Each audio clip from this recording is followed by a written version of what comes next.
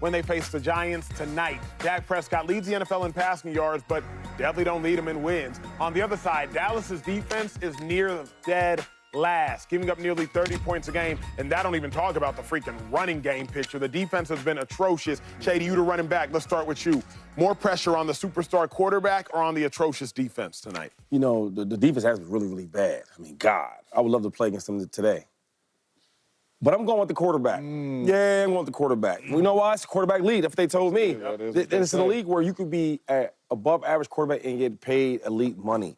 I don't go to Dak Prescott, right? Because last year you did have an MVP caliber year. And I was like, whoa, maybe he's winning me over. Maybe he might just be the real answer. And this is the regular season we're talking about. My thing with Dak Prescott is this, man. You're the highest paid player in history. Not just quarterbacks, not just wide receivers, history. So you tell me you can't get one win against Daniel Jones? You 12-0 against the Giants already. It got to be more pressure on him.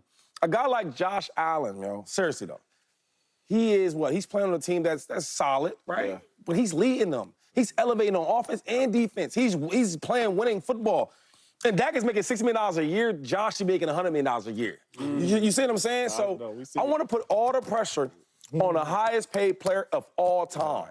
Oh. Think how that sounds, though. Yeah. If I'm paying you $60 million history of the league, and you the leader of America's team, I need you to bring me a W against a bad football team like the Giants. Yeah, I think Dak's played well enough, though. That's my thing. So I don't think he's feeling pressure. I mean, he's a Cowboys quarterback, so he's feeling pressure. But for his play on the field, and he's making $60 million, it's that defense. That defense has been atrocious. If they can't stop Daniel Jones, if they can't stop Daniel Jones in that run game, the defense is officially broken. Like, I got to take back all the good comments I said about Mike Zimmer last week or 2 weeks ago, because the scheme's there, the players aren't. They got to take it's easy. When you look at the Giants, just take away Malik Neighbors. Malik Neighbors leads the NFL in targets. He's second in receptions. He's fifth in receiving yards, and he has 3 touchdowns as a rookie. Take away him. Devin Singletary is not Saquon Barkley, all right?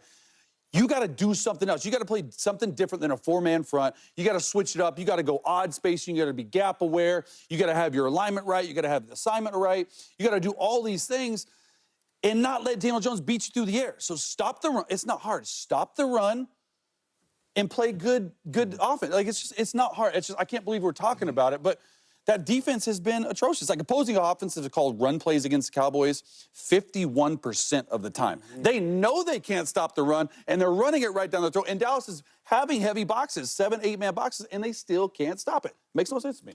Man, it's on the defense, man. Have some pride, have some heart, have some fight, have some dog in you.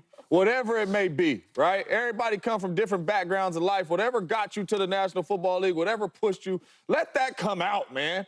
Like, y'all got embarrassed the last 2 weeks.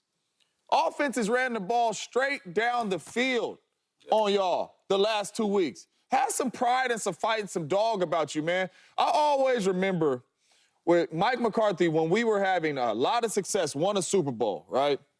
We running the same plays. 3rd down, we running slants. Lion. The DBs knew it. They come in there inside leverage, and we got a slant. Yeah, slant. 1st down. We started getting stopped, and everybody started coming out saying, it's the play caller. It's JJ getting D'd up now. Oh. It's Greg Jennings getting deep. We not winning. It ain't got nothing to do with the plays. We not winning.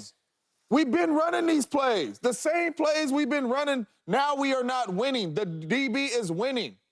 You guys have not been winning. I understand y'all want to go to scheme, and y'all ain't been winning. Get off blocks and tackle, bruh. It's fundamental football. Be in your gap, bruh, and tackle. It's very simple. It ain't that hard. They have not been doing that. They look real regular right now.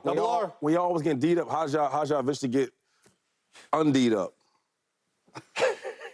We started winning, man. Okay. We got to win. We started winning. Yeah, you got me. I was going to wait for this, but as a defensive player, you're talking so much about defense. Colvin, it might be time to go to this defense install. I got to go to this defensive install, sponsored by Reese's Peanut Butter. Where's our Reese's? Here is the thing. Man, if we're sponsored by Defense, them. quite literally, is about 3 things: alignment, assignment, execution. With all due respect, Cowboys defensive players I don't care about, I'm ripping off all of this. I don't care about none of that right now. you. Like James Jones just said, right now, it's one of them hard hat type of days. I don't need this. Bring your hard hats, Put it on. Cowboys You won't put it defense. on? Bring your hard hats. I don't care about You won't alignment. put it on? I don't care about assignment. I don't care about execution. All I care about is smack a dude in the face. I wish I could cuss, but my parents are Oh, watching. my Lord. Turn on the tape. This is all I need y'all to see. I don't need to see people shady bouncing. I don't know what this is. This is what I need to see. Okay, I need y'all to reset this. I need y'all to reset this. Okay, I don't even care. The tape ain't working right now. Here is what the Cowboys needs to do. They need to get off blocks. Oh, there we go. They need to here we go. There we Here go. It's working. Here we go. Show Here us. we go. Here we go. I need y'all to watch these two players. This defensive tackle, that linebacker. What are y'all doing? Get off of blocks, please. Like, y'all are quite literally creating the running lane for the offense. Again, let's do it one more time because you're going to see 58 Mozzie Smith. You're going to see Overshown. You got to get off blocks. I need y'all to get off blocks. I need y'all to get off blocks. You can't get moved from the hash to the other hash. You can't get completely moved outside of your gap today. I don't care about alignment. I don't care about assignment. I don't care about execution. Bring your hard hat to work and smack a mother sucker in the face. That's it. I got a question for you because that was awesome. That is I agree. good. Bring your hard hat. Like from a schematic though standpoint, let's just zoom in on Mike Zimmer right now. Like you say all that stuff. I like it. But what can you do defensively to stop the run better? Like, is there a front that you prefer? Is it an over? Is it an under? Is it a jam front? Do you need five-man pressure? Do you just need to rush it forward? Like, because I'm really confused on that. Can you speak on that? Here's the dilemma. In football, you're either going to have to rob Peter to pay Paul. That's it. So you're right. Here's what I could do. I could bring more safeties, another safety into the box. All right. But the problem if I do that, you just said brilliantly early on in your first lap, who has the most targets in the NFL right now? Malik Neighbors. And who's hot right now because he just had 2 touchdowns Malik last game. Neighbors. Exactly right. And I think he did it against the Cleveland Browns, and Denzel Ward is on that defense. And Denzel Ward is currently better than Trayvon Diggs because he ain't coming off no injury. So if Malik Neighbors could get busy against the Brown defense that was #1 in the league last year as it pertains to yards given up, Malik Neighbors can for sure get busy against the Cowboys defense. With that being said, I don't want to have anybody else in the box. On that play I just showed y'all, I didn't go into all of the details, but there were 9 defensive players and there were 8 offensive blockers. It was roughly 9 on 8. In football, we do a 9 on 7 drill. Shady knows he and I did it once a week. 8 of the Cowboys' 9 defensive players lost their one-on-one matchup. 8 of them lost their one-on-one matchup. The one player who won their one-on-one matchup was a right defensive end. It doesn't matter what you call. If 8 of my 9 are losing their one-on-one matchup, it is a wrap. Quite literally, the person that was in the B gap got thrown out of the gap, and the defensive tackle got thrown to the other hash. I don't care about the call at this junction in time. Can you mask that, though, with scheme in terms of, like, I know these, like, TE stunts where a tackle goes and in goes, or is that even more of a way to get gashed? Because when we're on the offensive side of the ball, we try to look at numbers, right? If there's 3 guys to the left and 4 guys to the right, you know what we're doing? Alert, alert, we're going to the left. It can be as simple as that. Can I say this really quick? Because couple coaches that I've been around, they always used to tell me that coaches make the game hard. And I think that's what we're doing right now. Okay. Yeah. Boom! Simplify. And get off the block.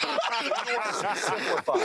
Hands and get off the block. If you're supposed to be in the B gap, don't be peeking in the C gap, bruh. Get to the B gap. It's simple. Don't out-coach yourself, think yourself. Get in your gap, bruh. Don't get thrown out your gap. Simplify.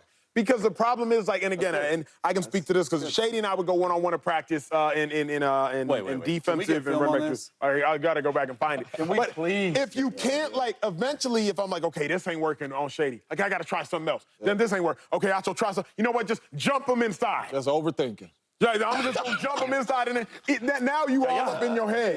So at the end of the day, the Cowboys defense, like James, can you demonstrate one more time? Boom! I'm telling you. Get off the box. Don't make the tackle. If he's supposed to be in the B gap, don't be peeking in the C gap, dog. That's it. Boom, and get off the block. Hey, when we return, we're going to a team meeting. The Jets are going for their 3rd straight win, which would make them 3-1. What exactly would a 3-1 start mean for a Jets team that hasn't made the playoffs since 2010? That's next in the facility.